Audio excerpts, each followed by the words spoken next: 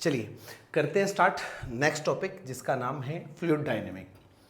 अब fluid dynamic जैसे ही आया ना बच्चा, तो डायनेमिक का मतलब क्या होता है? डायनेमिक का मतलब होता है जो मोशन में हो, जो मूव कर रहा हो, जो किसी कंटेनर के रिस्पेक्ट में मोशन में हो। जैसे अगर मैं यूं कहूं कि मेरे पास एक पाइप है, सपोज ये वाला सिलेंडर हम लोग अज्यूम कर लें, और इस सिलेंडर के अंदर से कोई फ्लूइड मूव कर रहा है, ठीक है, ऐसे। अब इसके अंदर जो फ्लूइड मूव कर रहा है ना बच्चा, इस वाले मोशन देखो, इस कंटेनर के रिस्पेक्ट में किस में मोशन में है, तो इसको हम लोग किस में कंसीडर करेंगे? फ्लूइड डायनेमिक के अंदर। फ्लूइड डायनेमिक पढ़ने से पहले मैं आपको थोड़ा सा आइडियल फ्लूइड के बारे में बता दूं कि हम लोगों को जो आइडियल फ्लूइड की बात करनी है, आइडियल फ्लूइड क्या है? Number 1, non viscous. कैसा होता है बच्चा? Non viscous. नॉन विस्कस का मतलब यानी विस्कस क्या है? विस्कस फोर्स है। जैसे कोई बॉडी किसी सरफेस पे मूव कर रही है तो उसके ऊपर फ्रिक्शनल फोर्स लगती है, सिमिलर मैनर के अंदर फ्लूइड की लेयर्स के बीच में भी एक फ्रिक्शनल फोर्स होती है, उसको हम लोग स्पेशल नाम देते हैं विस्कस फोर्स। यहां पर नॉन विस्कस का मतलब यह हुआ कि फ्लूइड की जो लेयर्स है ना, उनके बीच में जो फोर्स है वो फोर्स नहीं लग रही, जो विस्कस फोर्स हम लोग बोल रहे थे वो फोर्स नहीं लग रही है ना, नॉन विस्कस होती है। अच्छा, अब दूसरा ये वाली चीज कि शियर स्ट्रेस नहीं होती यहां पर। शियर स्ट्रेस, शियर स्ट्रेस का मतलब जैसे अगर मैं किसी एक ये वाला सरफेस लेता हूं, इस वाले सरफेस के ऊपर इस वाली जगह पर, इस सरफेस एरिया के पैरेलल अगर मैं फोर्स लगाऊंगा तो इसको सामने से देखने पर पहले तो ये ऐसे दिख रहा था, थोड़ी देर बाद में जैसे ही फोर्स लगाई तो क्या इसकी शेप थोड़ी चेंज हो जाएगी? बिल्कुल चेंज हो जाएगी। कैसे चेंज हो जाएगी? ऐसे टिल्ट हो जाएगा, ऐसे, है ना। इसको हम लोग बोलते थे कि यहां पर शियर स्ट्रेस की वजह से हुआ। लेकिन फ्लूइड की बात करें तो फ्लूइड के अंदर शियर स्ट्रेस नहीं लगती। शियर स्ट्रेस नहीं लगती, इट मीन्स ये जो फ्लूइड की जो ऊपर वाली लेयर है ना, जैसे ये मैंने फ्लूइड की बात करी, इसके ऊपर वाली लेयर के ऊपर अगर मैंने फोर्स लगाई तो ऊपर वाली लेयर ही आगे मूव करेगी, इस पर कोई इफेक्ट नहीं पड़ना, यानी यहां पर शियर स्ट्रेस नहीं लग रही। चलिए और देखते हैं। ये कंप्रेस नहीं हो सकता, इनकंप्रेसिबल है, कंप्रेस नहीं हो सकता। इट मींस इसकी जो डेंसिटी है ना वो क्या रहने वाली है? सेम रहने वाली है। डेंसिटी सेम रहेगी मतलब इसको हम लोग दबा नहीं सकते, कंप्रेस नहीं कर सकते, ठीक है। अब ये जो चीजें हम लोग पढ़ रहे हैं किसके लिए पढ़ रहे हैं? आइडियल फ्लूइड के लिए, ठीक है। चलिए अब अगली स्लाइड इसके अंदर देखते हैं क्या है। सबसे पहले यहां पर हम लोगों को जो मोशन पढ़ने हैं फ्लूइड के वो कौन सा है? एक तो स्ट्रीमलाइन फ्लो बोलते हैं और एक को बोलते हैं टर्बुलेंट फ्लो। स्ट्रीमलाइन फ्लो क्या है? जैसे मैं यहां से एग्जांपल से बताऊं, इस वाली पाइप के अंदर आपका फ्लूइड मूव कर रहा है, यानी कोई भी फ्लूइड आपने रख दिया जो कि मोशन में है। आप यहां पर बैठ जाइए, आपने यहां से निकलने वाले फ्लूइड की वेलोसिटी देखी, सपोज उसकी वेलोसिटी आ गई 2 मीटर पर सेकेंड। अब क्या यही फ्लूइड यहीं से बार बार मूव करेगा? नहीं, ये तो आगे निकल चुका होगा। थोड़ी देर बाद में जब ये वाला फ्लूइड यहां पहुंचेगा तब उसकी वेलोसिटी भी कितनी होनी चाहिए? 2 मीटर पर सेकेंड। हाँ, यहां ज्यादा या कम हो सकती है, यहां पर हो सकता है 3 मीटर पर सेकेंड हो या 2 मीटर पर सेकेंड हो, वो इसके एरिया पर डिपेंड करेगी, वो अभी हम लोग बात करने वाले हैं। लेकिन पर्टिकुलर जगह पर वेलोसिटी कैसी होनी चाहिए? सेम, ठीक है। हर जगह पर वेलोसिटी कैसी होनी चाहिए? सेम। उस वाले फ्लो को हम लोग कौन सा बोलते हैं? Streamline flow. और इस वाले के अंदर देखिए ये टर्बुलेंट फ्लो बोला जाता है। इसके अंदर जो मूव कर रहा है, जैसे नहर के अंदर या पानी के जो फ्लो कर रहा है उसके बीच में कोई ऑब्स्टेकल आ जाए, कोई पत्थर आ गया, तो यहां पर जो पानी का जो मोशन है ना वो थोड़ा जिगजैग हो जाता है, यानी यहां पर वेलोसिटी का हर टाइम कांस्टेंट रहना पॉसिबल नहीं होता। यहां पर वेलोसिटी पर्टिकुलर पॉइंट पर हर टाइम कांस्टेंट रहती है। हमें ये नहीं पढ़ना, हमें डायरेक्टली इसकी बात करनी है। तो चलिए इसके ऊपर थोड़ा आगे और बढ़ते हैं। आगे आता है equation of continuity. Equation of continuity क्या है ये समझिए। मैंने यहां पर एक सपोज ये सिलेंडर लिया और इस सिलेंडर के शेप, सिलेंडर नहीं लेकर हम लोग कोई और शेप का हम लोगों ने यहाँ पर पाइप ले लिया। इसका एरिया A1 है, इस वाले का एरिया A2 है। अब एक बात बताओ कि क्या यहाँ से आपने फ्लूइड को एंटर करवाया, जितना फ्लूइड आपने एंटर करवाया क्या उतना ही यहाँ से लीव करना चाहिए? बिल्कुल करना चाहिए। अगर लीव उतना नहीं करा, इट मीन्स इसके अंदर कुछ फ्लूइड जमा हो गया, जमा हो गया, इसका मतलब उसकी डेंसिटी क्या हो जाएगी, चेंज। डेंसिटी तो चेंज नहीं करनी आइडियल फ्लूइड की। इट मीन्स जितना फ्लूइड तूने एंटर करवाया उतना फ्लूइड आउट हो जाना चाहिए, है ना। ऐसा तो नहीं है ना कि आप 2 लीटर एंटर करवाओ और यहां से 4 लीटर निकल के आए। अगर ऐसा होता तो हम लोग बड़े जल्दी अमीर हो जाते, इधर से तेल निकालते, है ना, डीजल इधर से भेजते कितना 2 लीटर, उधर से निकालते 4 लीटर, यानी उसी टाइम प्रॉफिट ले लेते। ऐसा नहीं होता, जितना फ्लूइड हम लोगों ने एंटर करवाया है उतना ही फ्लूइड क्या हो जाएगा, लीव हो जाएगा, ठीक है। इसका मतलब ये हुआ कि बच्चा जितना वॉल्यूम इन है ना, वॉल्यूम इन किसके बराबर आ जाएगा, वॉल्यूम आउट के बराबर। ऐसा नहीं हुआ तो इसके देखो, जैसे अगर आपने यहां से 5 लीटर कोई चीज भेजी और यहां से निकली 3 लीटर, इसका मतलब 2 लीटर इसके अंदर जमा हो गई। वॉल्यूम तो उतना ही है ना, वॉल्यूम उतना ही है, तो डेंसिटी क्या होता है, मास बाय वॉल्यूम, ठीक है। वॉल्यूम फिक्स है आपका, वॉल्यूम फिक्स होने की वजह से अगर फ्लूइड इसके अंदर ज्यादा बच गया, यानी यहां से अगर आपने 5 भेजा, यहां से 2 निकला, तो 3 लीटर इसके अंदर जमा हो गया ना, जमा हो गया तो उसका मास भी बढ़ जाएगा, मास बढ़ जाएगा तो डेंसिटी चेंज हो जाएगी, जो कि हमें आइडियल फ्लूइड के लिए नहीं करना है ना। तो सिंपल सी बात ये याद रखनी है कि जितना फ्लूइड इन करा उतना आउट हो जाएगा। अब देखो, मैं टी टाइम के लिए बात करता हूं।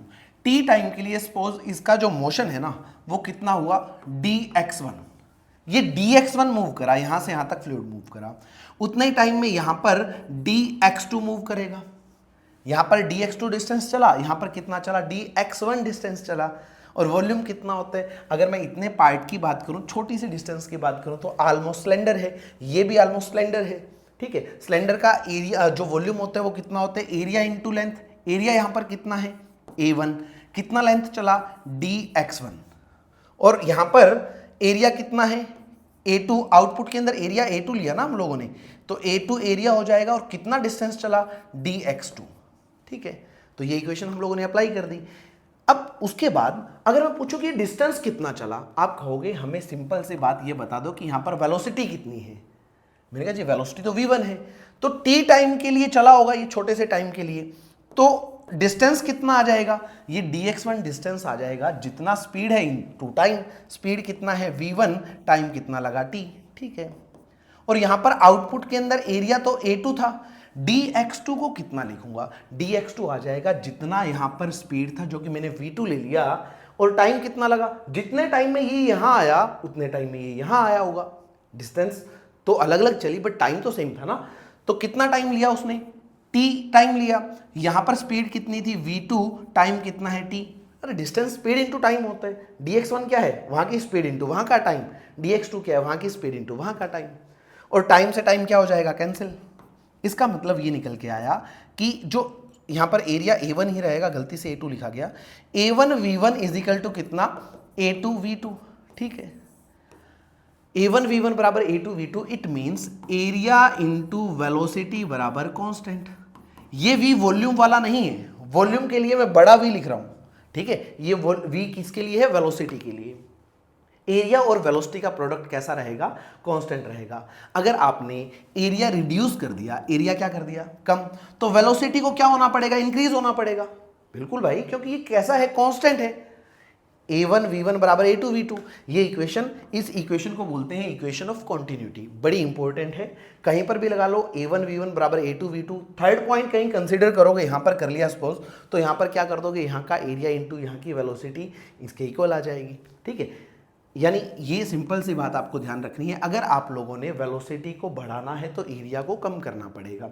इसका एग्जांपल ये है कि आप लोग जैसे ही पाइप से पानी निकाल रहे हो, आपको प्लांटिंग के लिए, जो भी जिस पर्पज़ के लिए आप पानी उससे निकाल रहे हो, अगर आप उस पाइप को आधा दबा लो, यानी आपने क्या कर दिया, जो पाइप का एरिया था ना उसको आधा आपने अंगूठे से कवर कर लिया, अब इफेक्टिव एरिया तो यही बचा ना, इसी में से पानी बाहर आएगा, ठीक है। तो एरिया क्या कर दिया आप लोगों ने, कम, एरिया कम कर दिया तो वेलोसिटी बढ़ जाती थी, उसकी धार काफी दूर तक जाया करती थी, है ना।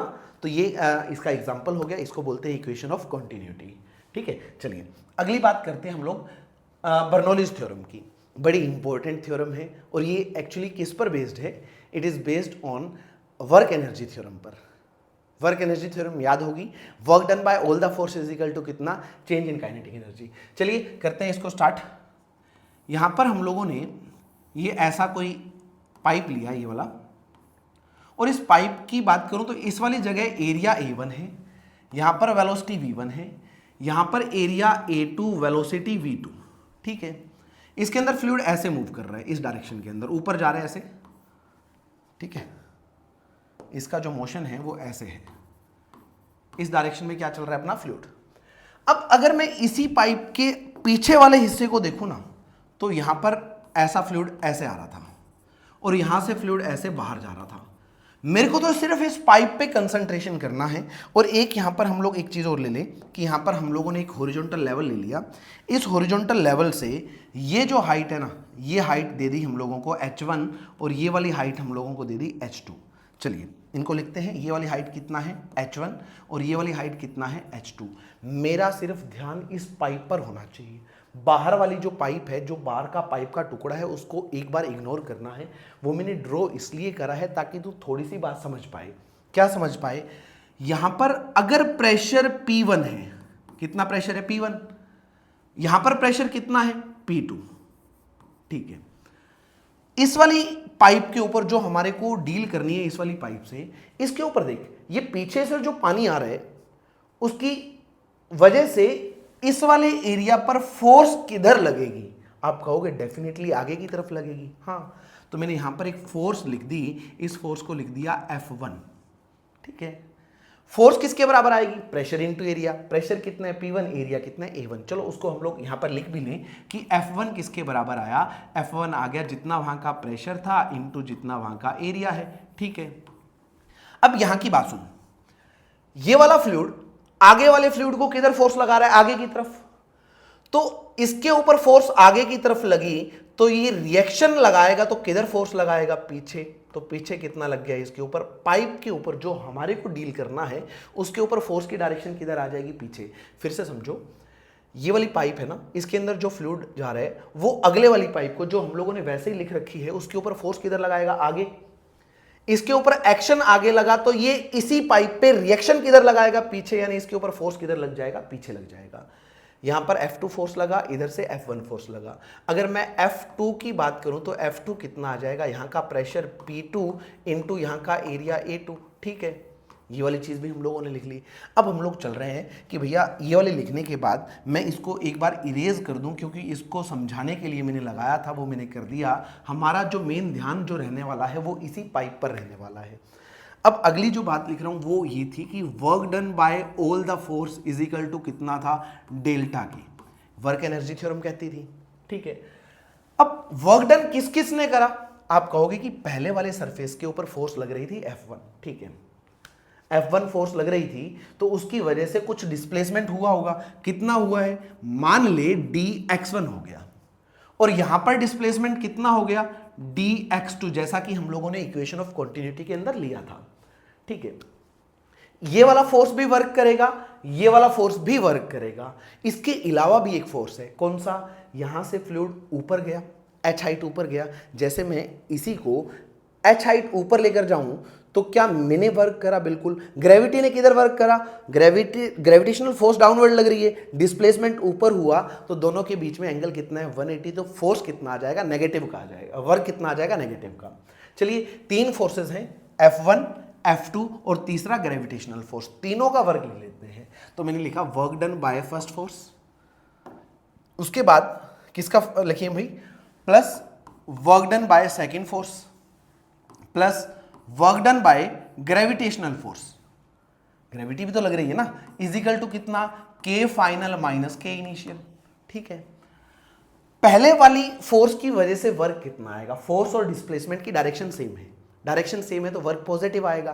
कितना आएगा? फोर्स कितना था? फोर्स था F1, डिस्प्लेसमेंट कितना है? dx1। डिस्प्लेसमेंट कितना हुआ यहां पर? dx1। चलिए, प्लस वर्क 2 कितना आएगा? यहां पर फोर्स पीछे लग रहा है और डिस्प्लेसमेंट आगे हो रही है, तो वर्क कैसा आ जाएगा? नेगेटिव का, minus F2 into dx2 displacement से मल्टीप्लाई कर दिया। और ग्रेविटेशनल फोर्स, मान ले एक छोटा सा पैकेट लिया तूने पानी का या फ्लूइड का, उसको h हाइट ऊपर ले गया और उस छोटे से पैकेट का जो मास है ना वो कितना है m।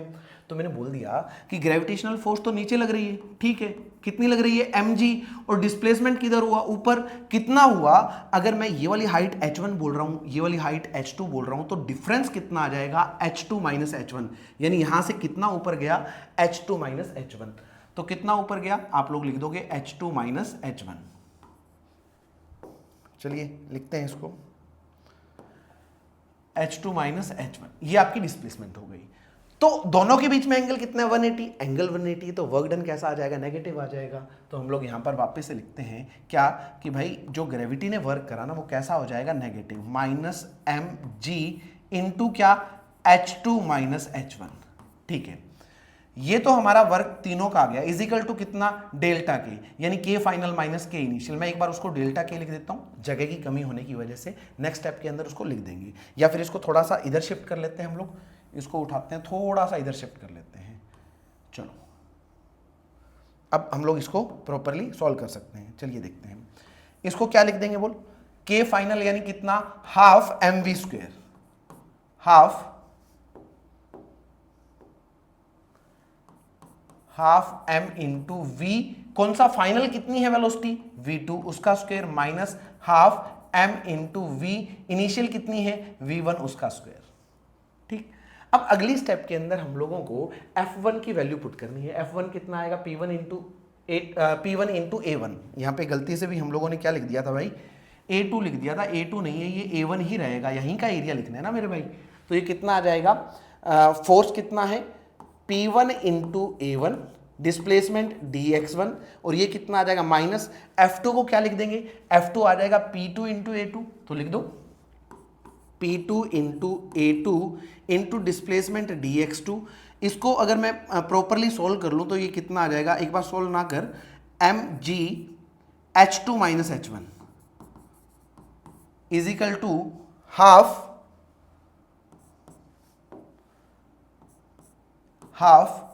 m into V2 square minus half m into V1 का स्क्वायर। ठीक है, अब एक चीज और देखो, अभी थोड़ी देर पहले हम लोगों ने एक इक्वेशन देखी थी जिसको बोला था इक्वेशन ऑफ कॉन्टिन्यूटी। यहां पर क्या किया था, a1 इंटू dx1 किसके इक्वल था, a2 इंटू dx2। क्या यही चीज यहां पर आ रही है, क्या वॉल्यूम इन और वॉल्यूम आउट दोनों बराबर होते हैं, हाँ, ये क्या है, ये है वॉल्यूम इन a1 इंटू dx1, और a2 इंटू dx2 क्या है, ये वॉल्यूम आउट। क्या ये दोनों वॉल्यूम इक्वल है, बिल्कुल इक्वल है। तो क्या इसको v से डिनोट कर दूं, इनपुट और आउटपुट की वजह सीधा v से लिख दूं। ठीक है, तो ये कितना आ जाएगा, p1 into V minus p2 into V, volume है v, माइनस मास को कितना लिखते हैं, मास कितना होता है, डेंसिटी होती थी मास बाय वॉल्यूम, तो मास कितना हो जाएगा, रो इंटू वी, यानी वॉल्यूम इंटू रो हो जाएगा। ठीक है, तो यहां पर मास की जगह मैंने क्या लिख दिया, रो वी। अब क्या लिख दिया, h2 minus h1 is equal to half, mass की जगह रो वी इंटू कितना, v2 square minus half rho we into v1 square. आप इसको ध्यान से देखो तो हर जगह वॉल्यूम आ रहा है, तो क्यों ना हम लोग वॉल्यूम को कैंसिल आउट कर दें। हर जगह वॉल्यूम है तो वॉल्यूम को कॉमन लेकर कैंसिल कर दिया जा सकता है।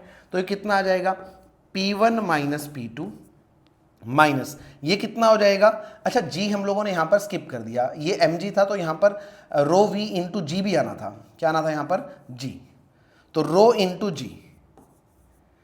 पहले क्या कर दूं, h2 से मल्टीप्लाई, ये माइनस माइनस जब मल्टीप्लाई कर दूंगा तो प्लस हो जाएगा, कितना, rho G h1 is equal to half rho v2 square, half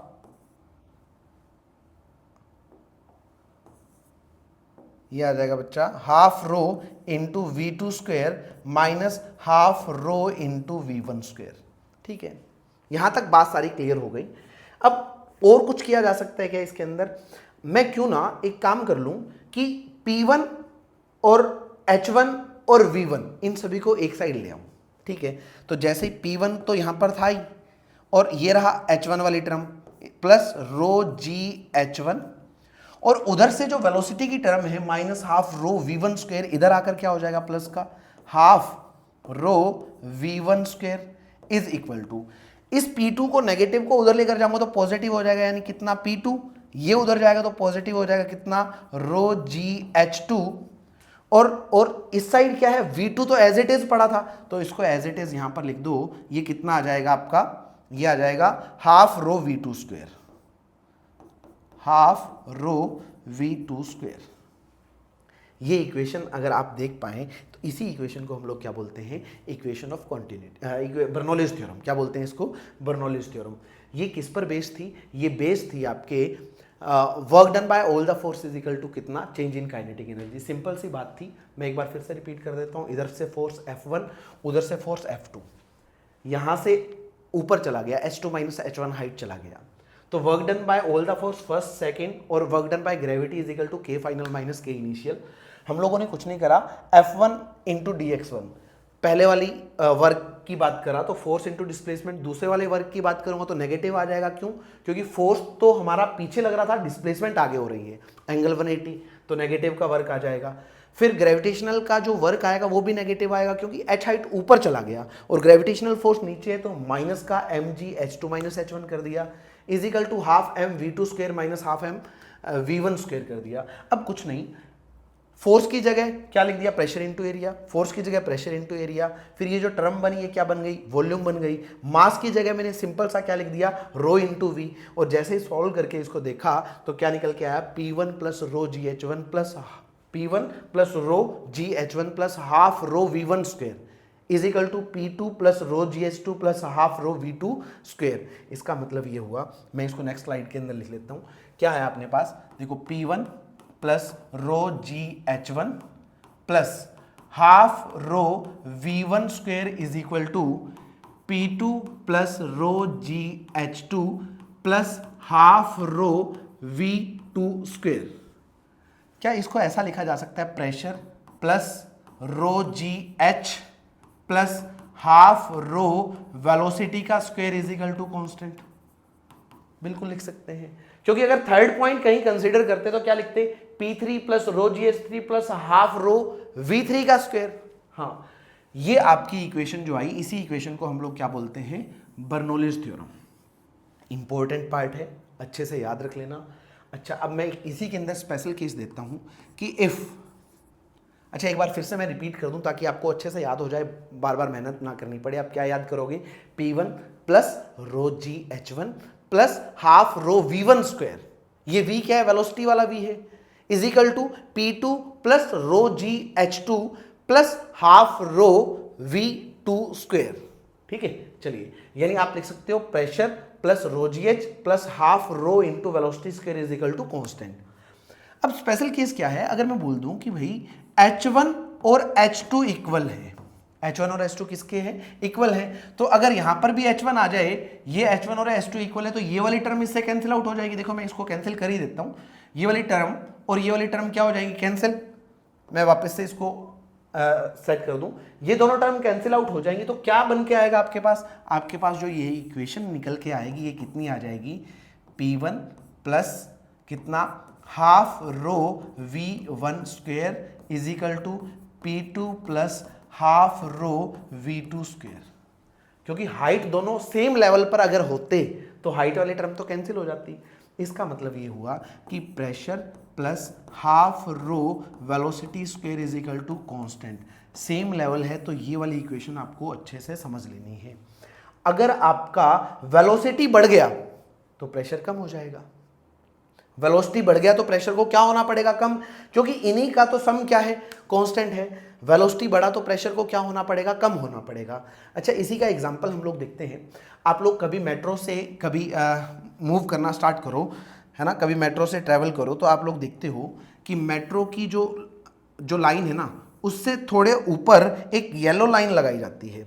अगर आपको कभी नोटिस में आया हो तो यहाँ पर क्या लगाते हैं हम लोग, येलो लाइन, यहाँ पर इस पटरी से थोड़ा सा ऊपर, इस वाली जगह पर आपकी कौन चल रही है, मेट्रो चल रही है, और आपको इंस्ट्रक्शन दी जाती है कि आप इस येलो लाइन से पीछे होकर खड़े रहें।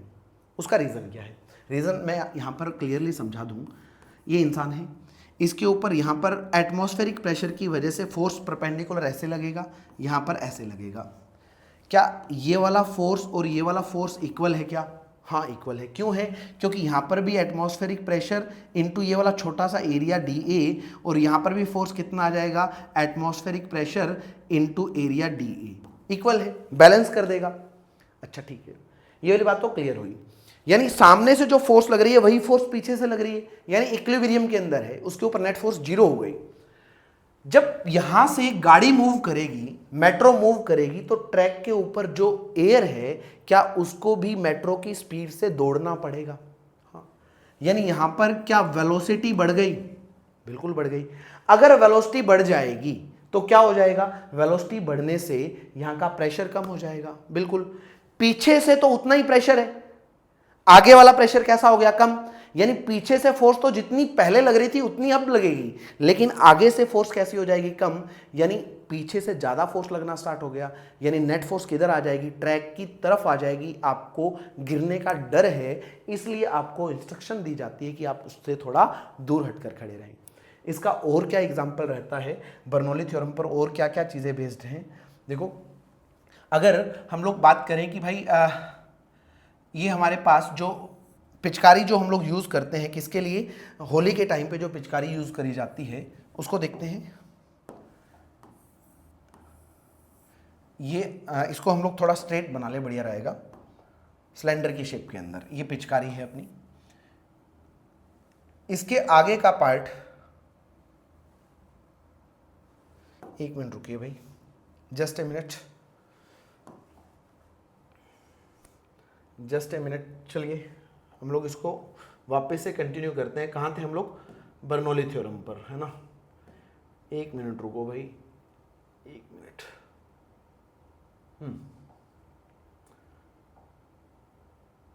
ये वाला पार्ट चल रहा था अपना।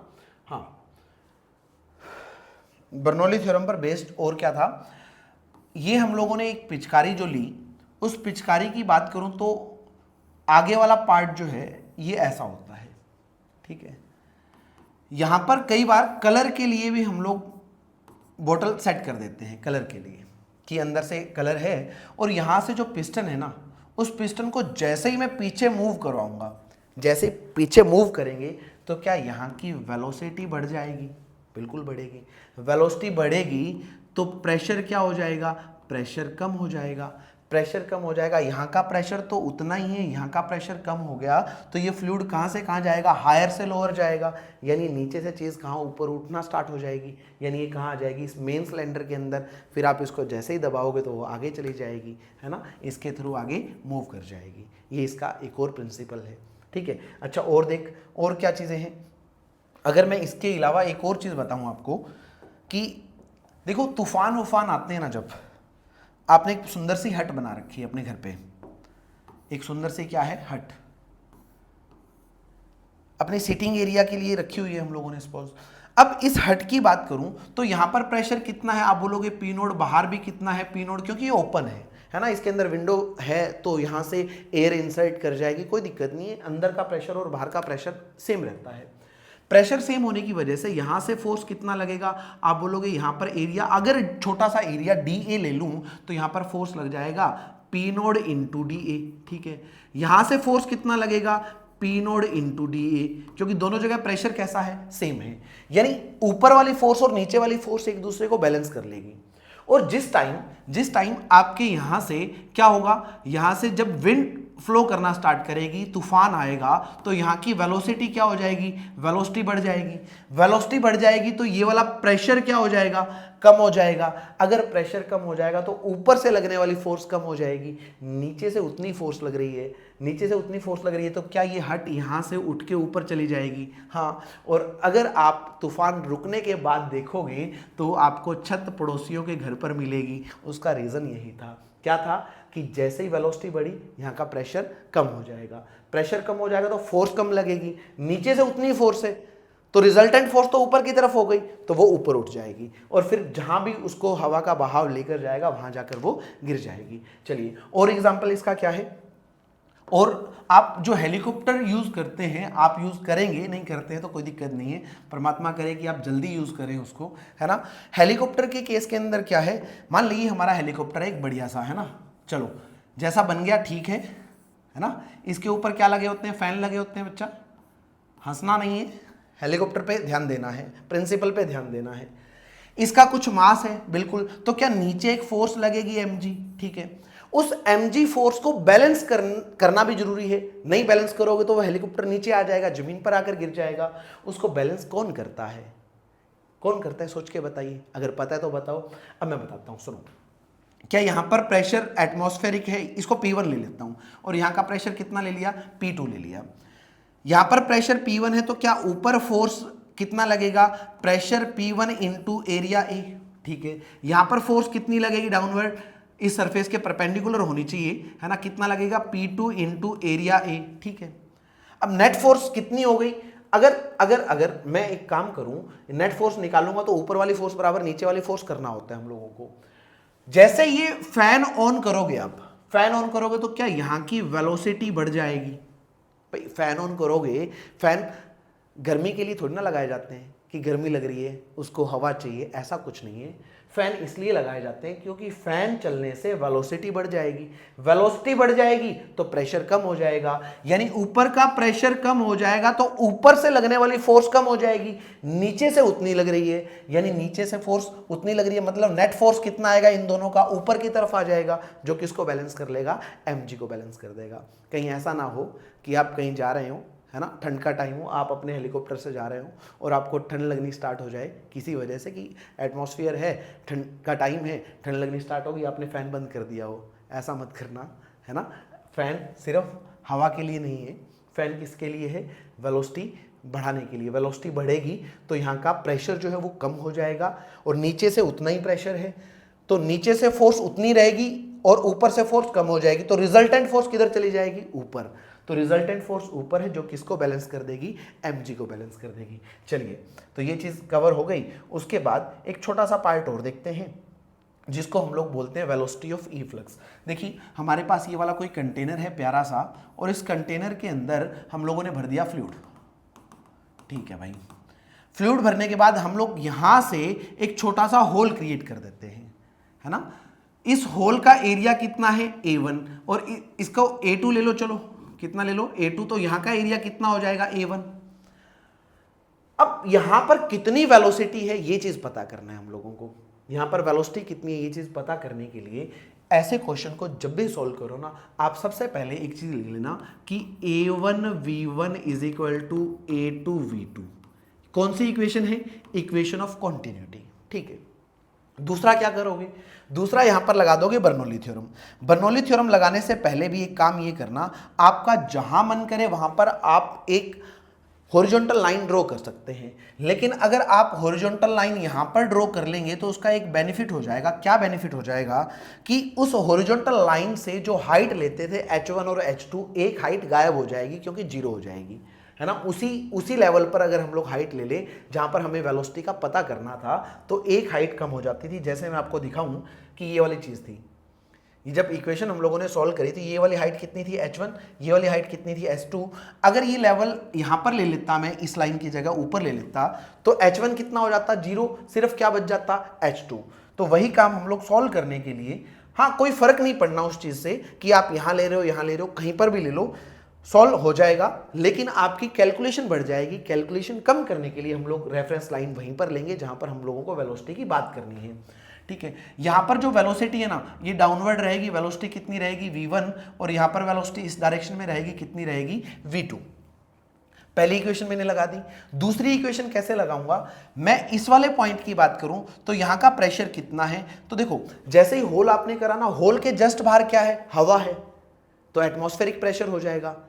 कौन है, होल के जस्ट बाहर क्या है, एटमॉस्फेयर है, तो यहां पर प्रेशर कितना हो जाएगा, एटमॉस्फेरिक प्रेशर आपने लिख दिया P नोड प्लस रो जी एच, और इसकी हाइट कितनी है, 0, प्लस हाफ रो इंटू यहां की वेलोसिटी, यहां की वेलोसिटी कितनी है, v2, उसका क्या कर दिया स्क्वायर, इज इक्वल टू। अब ऊपर वाले पॉइंट पर चल जाओ, यहां पर जस्ट फ्लूइड के ऊपर कौन सा प्रेशर है, ओपन है ना कंटेनर, ओपन है कंटेनर, तो यहां का प्रेशर कितना हो जाएगा, एटमॉस्फेयर के बराबर, यानी पी नोड प्लस रो जी इंटू हाइट। इस लेवल से ये हाइट कितनी है, अगर ये हाइट आपको h दे रखी है तो आप चुपचाप वो हाइट लिख देंगे कितनी, h प्लस कितना करते थे, हाफ रो इंटू वहां की वेलोसिटी, वहां की वेलोसिटी कितनी है v1, तो आप यहां पर क्या लिख दोगे, v1 का स्क्वायर। ये आप लोगों ने इक्वेशन बना ली। अब जैसे ही आप इस इक्वेशन को सॉल्व करोगे, देखो यहां से पी नोट से ये वाला पी नोट कैंसिल आउट हो जाएगा, ये टर्म तो वैसे ही जीरो हो जाएगी क्योंकि जीरो से मल्टीप्लाई कर दी, आपके पास निकल के आ जाएगा half rho v two square is equal to कितना, रो जी H plus half rho v one का स्क्वायर। ठीक है, आपको क्या निकालना है, ये वाली वेलोसिटी पता करनी है आपको कि v2 कितनी है। तो अब v2 निकालने के लिए सबसे पहले क्या करेंगे, यहां पर इसकी वेलोसिटी v2 की टर्म में लिखेंगे। v2 की टर्म में कहां से लिख पाएंगे, यहां से देखो, यहां से v2 कितना आ जाएगा, आप बोलोगे a1 v1 divide by a2 किसके बराबर आ जाएगा, v2 के बराबर आ जाएगा, है ना। तो हमें तो v1 लिखना था ना, यहां पर v1 की वैल्यू v2 की टर्म में लिखनी है, तो v1 कितना आएगा, यहां से v1 को आप लिखना चाहोगे तो इसको डिवाइड कर दोगे, यानी a2 into V2 divide by कितना, a1। ठीक है, इसी का हम लोग यूज करके यहां पर पुट कर देंगे, और पुट करेंगे तो कितना आंसर आएगा, देखते हैं, half rho v2 square is equal to rho ji H plus half rho v1 का स्क्वेयर, और v1 कितना है आपका, a2 v2 divide by a1, इसका स्क्वायर करूंगा तो कितना आ जाएगा, a2 square into v2 square divide by कितना, a1 का स्क्वायर। ठीक है, अब इस वाली टर्म को इस साइड ले आओ, जैसे इसको इधर लेकर आओगे तो कितना आ जाएगा, हाफ रो, इसमें भी हाफ रो, इसमें भी हाफ रो, है ना, इसमें भी v2 इसका स्क्वायर, है ना, यहां पर भी v2 का स्क्वायर। जैसे ये इधर आएगी तो नेगेटिव हो जाएगी, यहां पर कितना बच जाएगा 1, और ये जैसे आएगी नेगेटिव, कितना बचेगा यहां पर, हाफ रो v2 तो कॉमन ले लिया, कितना बच जाएगा, a2 square divide by a1 का स्क्वायर, किसके बराबर आ गया, यहां पर क्या था, रो जी एच। ठीक है, तो यहां से क्रॉस मल्टीप्लाई करेंगे, अच्छा रो से रो काट दो, क्यों साथ में लेके चल रहे हो इसको। ठीक है, तो v2 कितना आ जाएगा, v2 का स्क्वायर आ जाएगा, ये 2 मल्टीप्लाई होगा तो 2gh डिवाइड बाय ये वाली टर्म, और ये वाली टर्म कितना आ जाएगा, 1 minus a2 square divide by a1 का स्क्वायर। ठीक है, ये आपकी वेलोसिटी v2 का स्क्वायर आ गया, जो कि आपको बताना था। तो स्क्वायर है तो दोनों साइड क्या कर दोगे, रूट। मैं एक काम करता हूँ, थोड़ी सी जगह चाहिए मेरे को, तो मैं थोड़ा सा इस पार्ट को इरेज कर देता हूँ। इस वाले पार्ट को मैंने क्या कर दिया, इरेज। चलो इस वाले पार्ट की बजाय हम लोग इस वाले पार्ट को कर दें और इसको थोड़ा ऊपर शिफ्ट कर दें। इसको उठाओ और कहाँ ले जाओ, ऊपर। ठीक है, इसको ऊपर ले गए और यहाँ पर जो स्क्वायर था उसको एज इट इज रख देते हैं, और इसको थोड़ा मिनिमाइज कर देते हैं। लो भाई, मिनिमाइज कर दिया तो स्पेस हमारे पास अच्छी खासी बन जाएगी। इसको यहां पर शिफ्ट कर देते हैं। चलो v2 कितना निकल के आया था आपका, v2 का स्क्वायर जो आया था वो कितना आया था, 2gh divide by 1 minus a2 square divide by a1 square, a2 square divide by a1 का स्क्वायर। अगर मैं इस स्क्वायर को हटाना चाहूं तो क्या करना पड़ेगा, इस स्क्वायर को जैसे ही हटाओगे तो इस साइड क्या लगाना पड़ेगा मेरे भाई, रूट लगाना पड़ेगा। लगा दिया। अब ये आपकी वेलोसिटी आ जाएगी। ठीक है, क्या आ गई आपकी वेलोसिटी।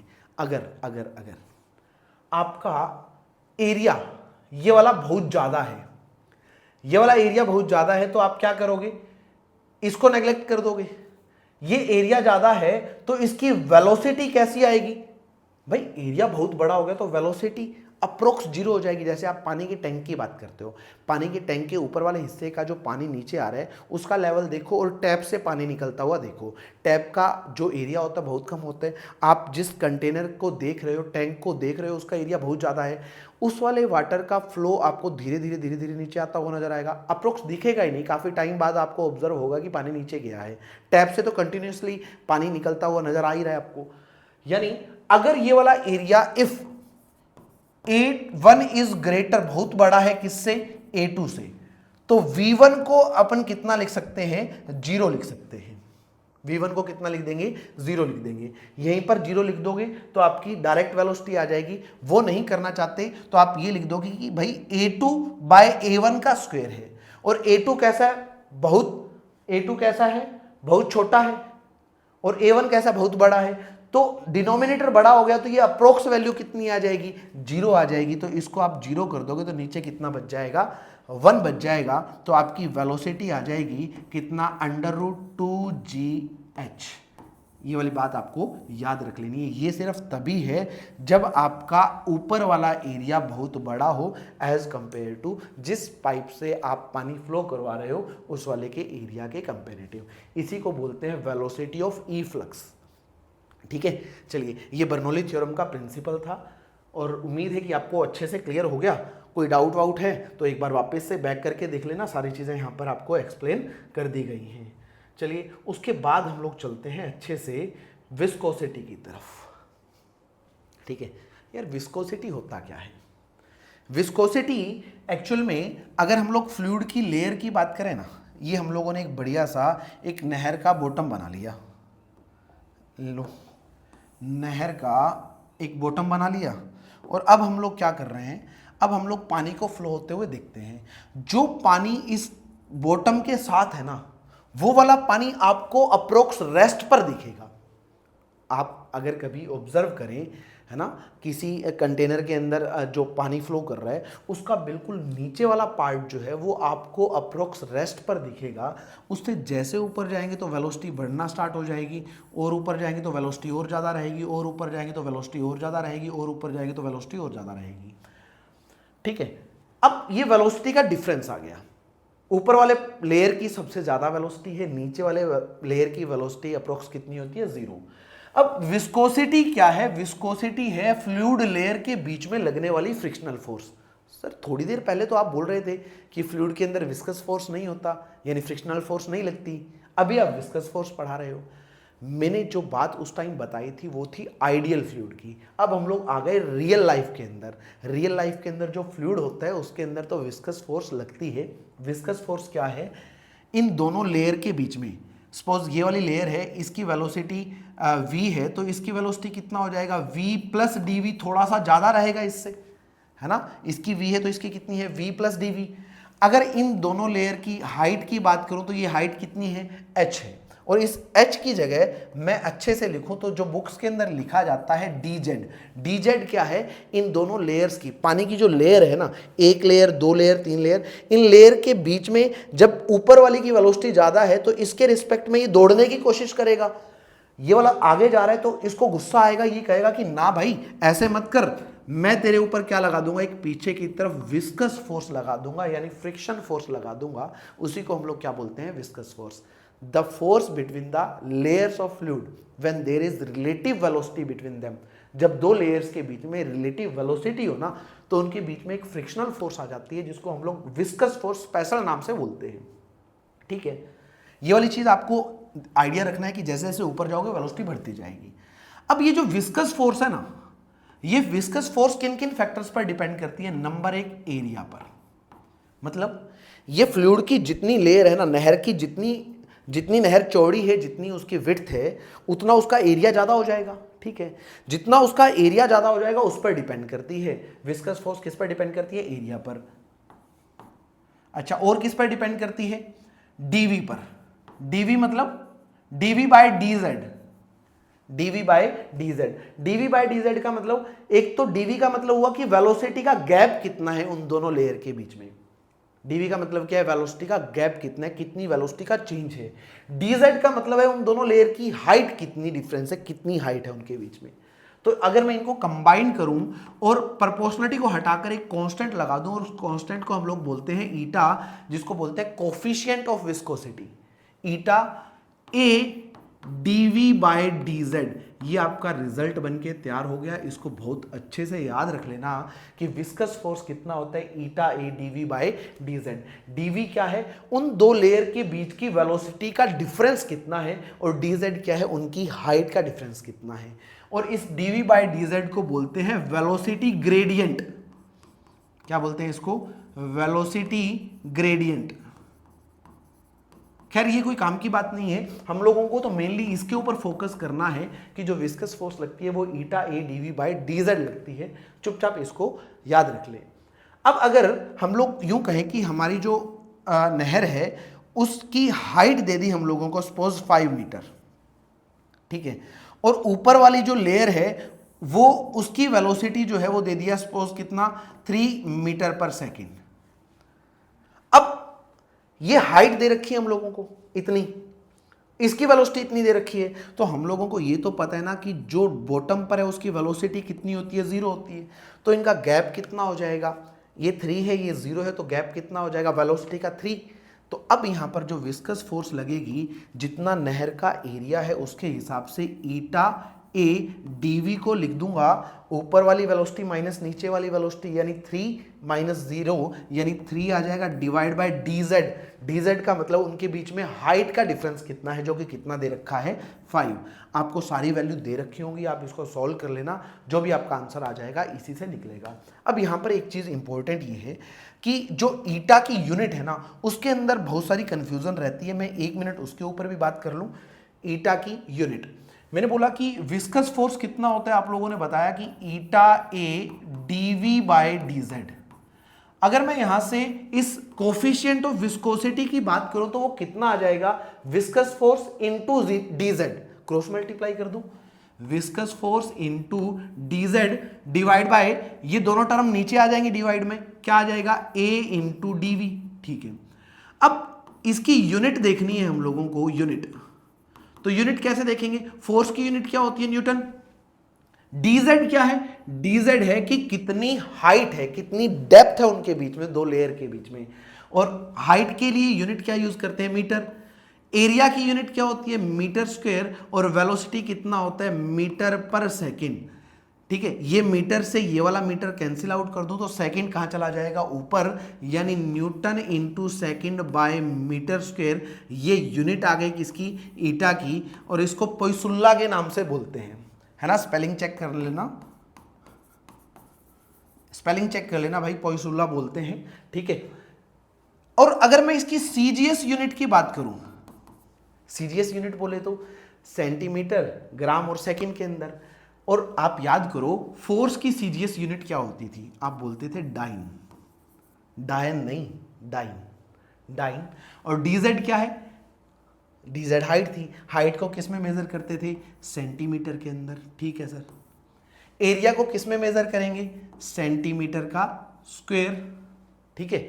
और वेलोसिटी को किस में मेजर करेंगे, मीटर पर सेकंड स्क्वायर लिखते हैं तो सेंटीमीटर पर सेकंड स्क्वायर लिख देंगे।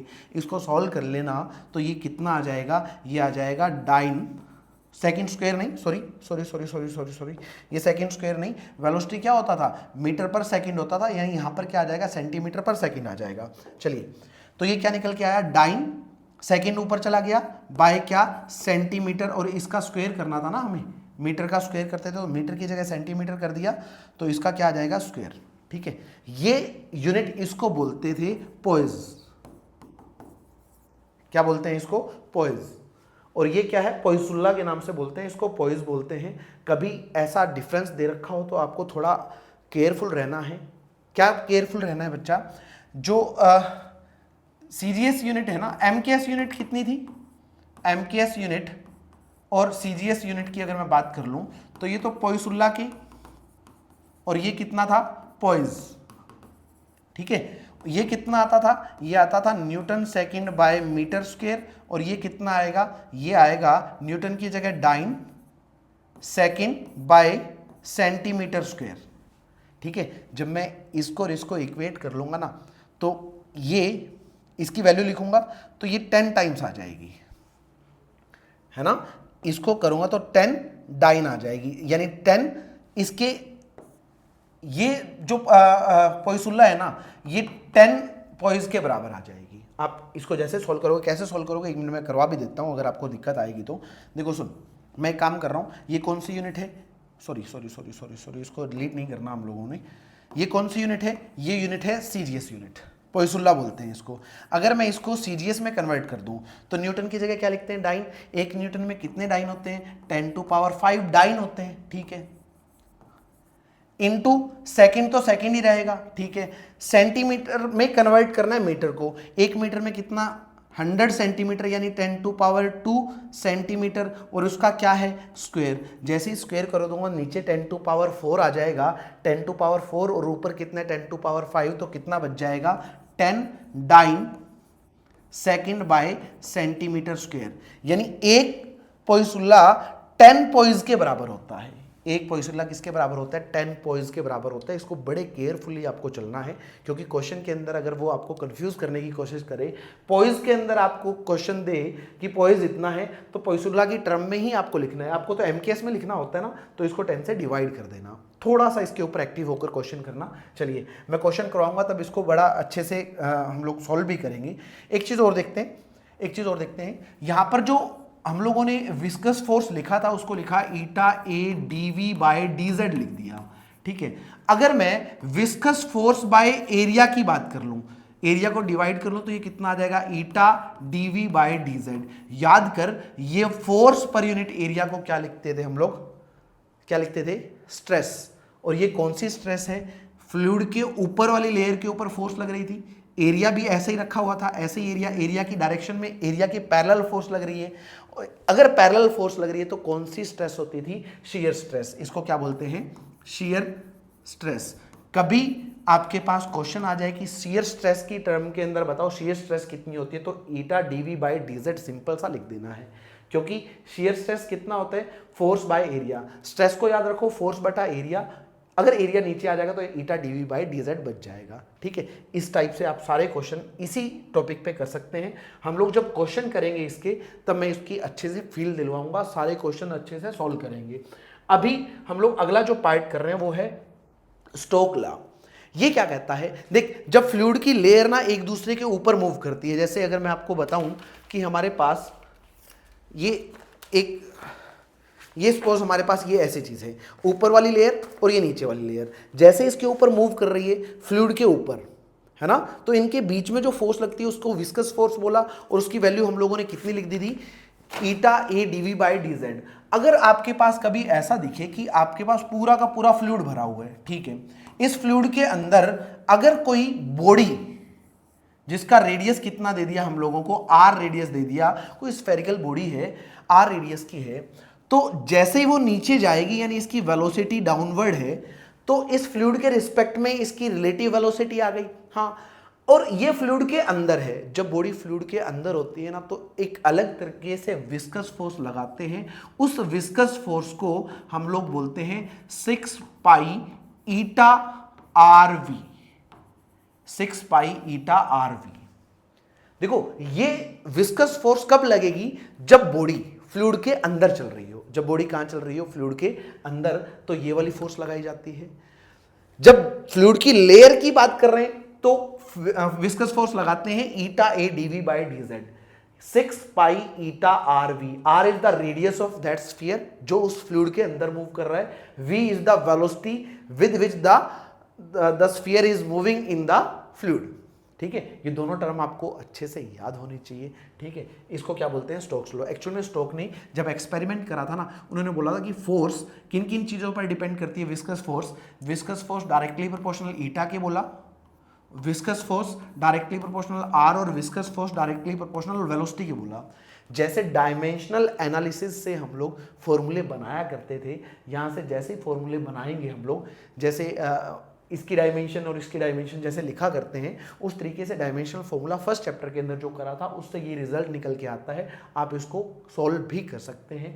और 6 पाई क्या है यहाँ पर, कांस्टेंट, जो कि एक्सपेरिमेंटली ही फाइंड आउट किया जा सकता है ना। ये फोर्स तभी लगेगी जब वो बॉडी फ्लूइड के अंदर मूव करे। खैर ठीक है, अगली बात देखते हैं हम लोग। इसके बाद टर्मिनल वेलोसिटी आती है, ठीक है। टर्मिनल वेलोसिटी, यहाँ पर इसका यूज भी करेंगे। टर्मिनल वेलोसिटी क्या है, देखो, अगर मैं आपसे एक बात कहूँ कि मैंने ये वाली हाइट ले ली सपोज h1, और यहां से एक बॉडी को ड्रॉप कर दिया और मैं यहां पर बैठ के उसको देख रहा हूं, इसको क्या कर दिया यहां से ड्रॉप, तो यहां पर वेलोसिटी जो आएगी उसको v1 बोल दिया। और अगर मैं उस बॉडी को h2 हाइट से बात करूं तो यहां पर जो वेलोसिटी आएगी उसकी वेलोसिटी यहां से ड्रॉप करने के बाद यहां पर जो वेलोसिटी आएगी इसको v2 बोल दिया। आपसे बोलूं कि वेलोसिटी किसकी ज्यादा रहेगी, v2 या v1? मेरी ख्याल से आप सभी का आंसर ये रहने वाला है कि सर ये वाली वेलोसिटी ज्यादा रहेगी। क्यों ज्यादा रहेगी? क्योंकि हाइट ज्यादा है, यानी जितनी हाइट से बॉडी आएगी तो नीचे एक फोर्स लग रहा होता है कितना, mg, यानी एक्सेलरेशन कितना है, g। अगर बॉडी की एक्सेलरेशन g है इसका मतलब एक यूनिट टाइम में इतनी वेलोसिटी बढ़ती जाएगी। g को अगर मैं 10 बोल दूं तो हर एक सेकंड में वेलोसिटी 10 बढ़ती जाएगी। 0 थी तो अगले सेकंड में 10 हो जाएगी, अगले सेकंड में 20, अगले सेकंड में 30, ऐसे करते करते वेलोसिटी बढ़ती जाएगी। हाइट ज्यादा है तो वेलोसिटी ग्राउंड पर आते आते ज्यादा मिलेगी, हाइट कम है तो वेलोसिटी ग्राउंड पर आते आते कम मिलेगी। खैर ठीक है। अब वहीं पर मैं बात करूं वाटर ड्रॉप की, आपकी एक स्फेरिकल वाटर ड्रॉप है, कौन सी, एयर की। जब रेनफॉल हो रही होती है तो क्या होता है बच्चा, जो वाटर की ड्रॉप है वो कहां से आ रही होती है, बहुत दूर से आ रही होती है, काफी हाइट होती है उसकी, यानी उसको तो नीचे आते आते इतनी वेलोसिटी एक्वायर कर लेना चाहिए कि हम लोग बारिश का आनंद लेने के लिए जैसे ही हाथ बाहर करें और बारिश आए और इस हाथ से निकल जाए, ऐसे स्पीड ज़्यादा हो गई। अगर स्पीड ज़्यादा हो जाती है तो क्या कर जाती है, स्पीड ज़्यादा तो मोमेंटम ज़्यादा हो जाएगा, मोमेंटम ज़्यादा हो जाएगा तो फोर्स ज़्यादा लगेगी, फोर्स ज़्यादा लगेगी तो इससे क्रॉस कर जाएगी। क्या ऐसा होता है? कभी नहीं होता। क्यों नहीं होता? उसका रीज़न पता करना है हम लोगों को। चलिए करते हैं फाइंड आउट। हमारा क्वेश्चन क्या है, हमारा क्वेश्चन ये है कि भाई बारिश की बूंद, जो स्फेरिकल बूंद आ रही है बारिश की रेन ड्रॉप के टाइम पे, वो काफ़ी हाइट से आ रही है। हाइट ज़्यादा होने की वजह से उसकी वेलोसिटी बहुत ज़्यादा हो जानी चाहिए ग्राउंड पर आते आते, बट होती नहीं है। क्यों नहीं होती उसको देखते हैं। चलो इसको भी एक बार हम लोग इरेज करके अच्छे से पहले डायग्राम बनाते हैं। हम लोगों ने यहाँ पर ये एक फ्लूइड ले लिया। ये फ्लूइड क्या है? ये फ्लूइड एयर है। अब एयर भी तो फ्लूइड है ना मेरे भाई। इसकी डेंसिटी कितनी है? रो।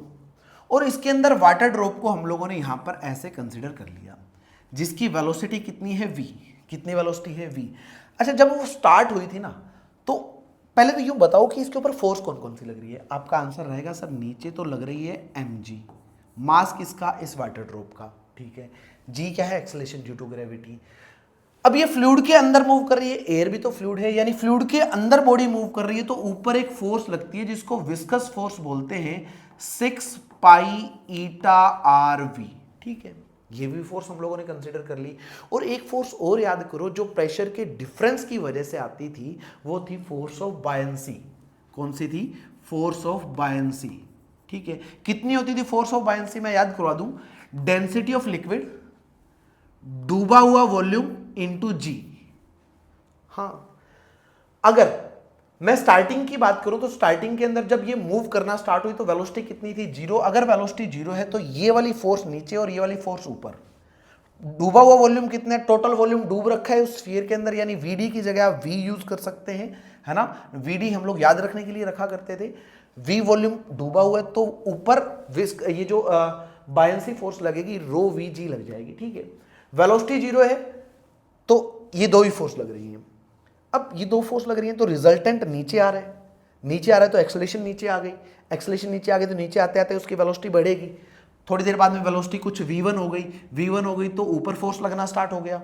थोड़ी देर बाद और वेलोसिटी बढ़ती गई बढ़ती गई बढ़ती गई, ऐसे बढ़ते बढ़ते एक टाइम ऐसा आ जाएगा जब इसकी वेलोसिटी कांस्टेंट हो जाएगी और उस कांस्टेंट वेलोसिटी को हम लोग बोल देंगे टर्मिनल वेलोसिटी। जब वेलोसिटी कांस्टेंट हो जाएगी, वेलोसिटी कांस्टेंट होने का मतलब इस वाली फोर्स को ऊपर वाली दोनों फोर्स ने मिलके बैलेंस कर दिया। बैलेंस करने का मतलब नेट फोर्स 0 आ गई, ऊपर वाली फोर्स और नीचे वाली फोर्स बराबर 0। नेट फोर्स 0 आ गई तो एक्सेलरेशन 0 आ गया।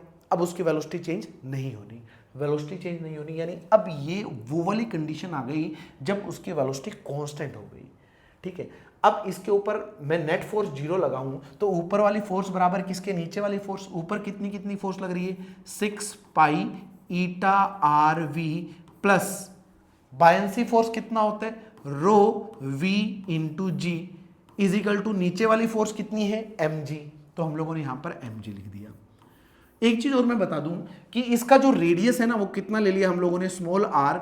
और दूसरी बात, इसकी डेंसिटी हम लोगों ने सिग्मा ले ली। किसकी डेंसिटी है सिग्मा?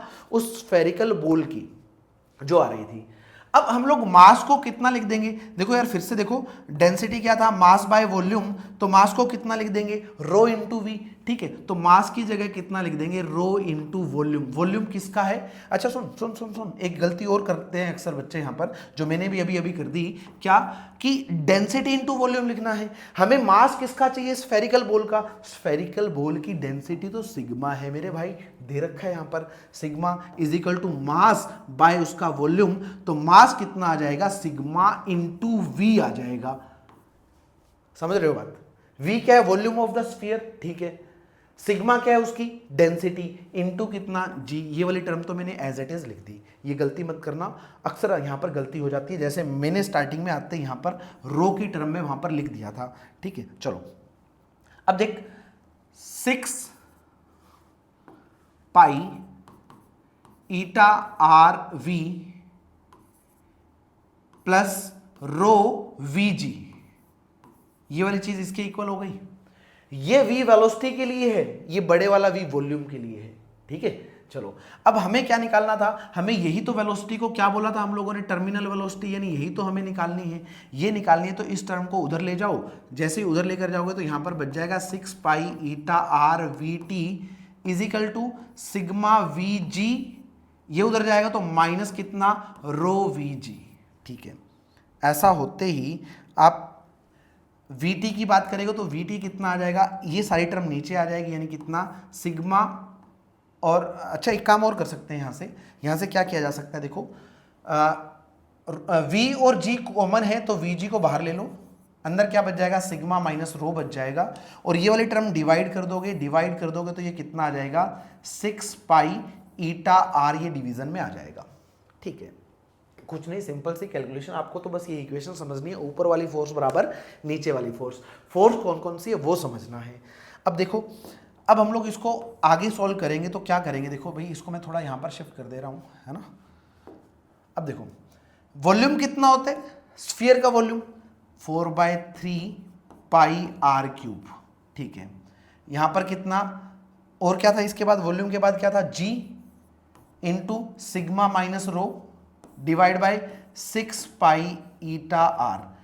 अगर मैं इसके पाई को पाई से उड़ा दूं कोई दिक्कत नहीं है। ये कितना आएगा? देखो, एक आर से आर उड़ा दूंगा तो यहां पर आर स्क्वायर बच जाएगा, तो ये बच जाएगा 4/3, और नीचे 6 है तो 6 से मल्टीप्लाई कर दूंगा। ठीक है, ऊपर क्या बच जाएगा? R square G sigma minus rho divide by कितना? ईटा। अब इसको सॉल्व करोगे तो ये 2 पर और ये कितने पे जाएगा? 3 पर, है ना। 3 किसकी? 2 की टेबल पे चला जाएगा, तो 2 बाय कितना? 3 3 जा 9, नीचे 2/9 ईटा आ गया, ऊपर कितना बच जाएगा? R square G into sigma minus rho. ये किसके बराबर आ गई? टर्मिनल वेलोसिटी के बराबर। ये वाला रिजल्ट आपको याद भी होना चाहिए, इसके ऊपर डायरेक्ट क्वेश्चन पूछ लिया जाता है। कितना आएगा?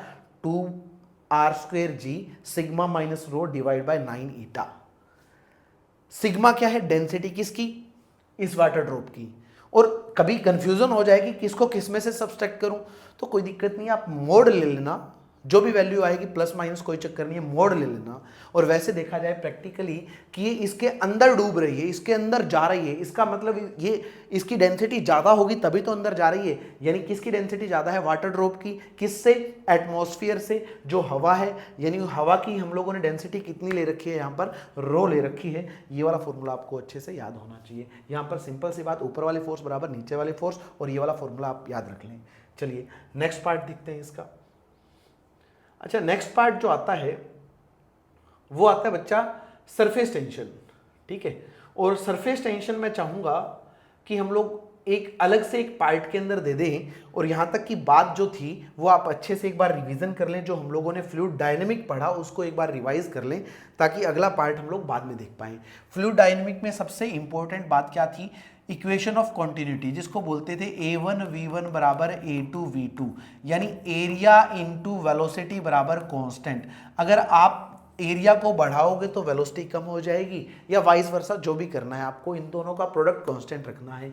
अगली बात ये थी pressure P1 plus rho G H1 plus half rho V1 square is equal to P2 plus rho G H2 plus half rho V2 square. ठीक है, ये इक्वेशन आपको अच्छे से याद रखनी है। हाइट सेम है तो इनको कट कर देना, तो क्या आ जाएगा P plus rho V1 square is equal to constant. Velocity बढ़ेगी तो प्रेशर घटेगा। ठीक है, और इससे क्या वेलोसिटी ऑफ ई फ्लक्स देखा था। वेलोसिटी मतलब जो उस होल से वेलोसिटी निकल के आ रही थी वो कितना लिखा था, √2GH। ये कब था, जब उस कंटेनर का एरिया बहुत बड़ा है। एरिया बड़ा नहीं है तो आप क्या करोगे, इसको डिवाइड कर दोगे 1 माइनस ए बाय ए इसका स्क्वायर। ए बाय ए मतलब ऊपर कौन सा आना चाहिए, ऊपर छोटे वाला एरिया, और नीचे कौन सा आ जाना चाहिए, बड़े वाला एरिया, यानी ऊपर वाला एरिया। आप ऐसे इसको याद कर सकते हो, इसको भी रूट के अंदर रखना है। ठीक है, नहीं तो आप डायरेक्ट इतना याद रख लीजिएगा। ठीक है, उसके बाद जो हमारी चीज आई वो क्या थी बच्चा, फिर हम लोगों ने बात करी थी विस्कस फोर्स की। विस्कस फोर्स कितनी आती थी, विस्कस फोर्स को लिखा था ईटा ए डीवी बाय डीजेड। ये पहले वाली फ्रिक्शनल फोर्स से बिल्कुल अलग है। जो मटेरियल के बीच में फ्रिक्शनल फोर्स लगती है ना, वो एरिया पर डिपेंड नहीं करती थी, ये तो एरिया पर भी डिपेंड कर रही है।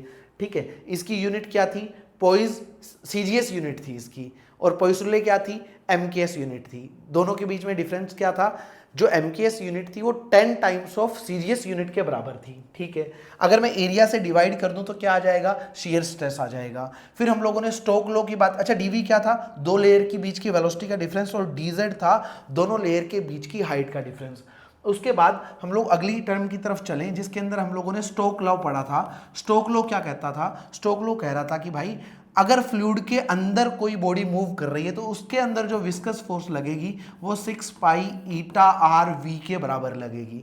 ठीक है, ये वाली बात पढ़ने के बाद हम लोग चले कि वाटर ड्रॉप जो है वो ऊपर से नीचे आते आते वेलोसिटी क्यों नहीं उसकी इतनी ज़्यादा हो रही। वो इसलिए नहीं हो रही क्योंकि ऊपर भी दो फोर्स लग रहे हैं जो कि एमजी को बैलेंस कर देंगे। दोनों फोर्स कौन से थे, फोर्स ऑफ बायंसी और विस्कस फोर्स।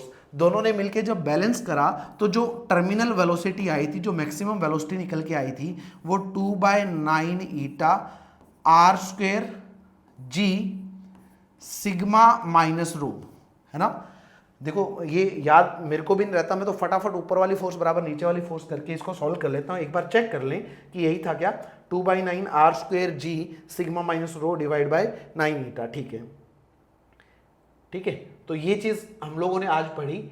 और अगर आपको यहां तक की चीजें अच्छे से क्लियर है तो भाई मेरे को फटाफट आप मैसेज करके ये चीज बता दो कि ये चीज क्लियर है, ताकि मैं अगली वीडियो आपके लिए बनाकर अच्छे लेवल से देकर पाऊं और उसके अंदर अच्छे अच्छे ढेर सारे न्यूमेरिकल भी हो। ठीक है, उसके लिए मैं वेट करूंगा आपके कमेंट्स का। जितने पॉजिटिव कमेंट होंगे उसके अकॉर्डिंग अगला फैसला लिया जाएगा। Thank you. ठीक है, सपोर्ट करने के लिए बहुत बहुत शुक्रिया। सब्सक्राइब, लाइक और कमेंट करना प्लीज़ मत भूलना। थैंक्स।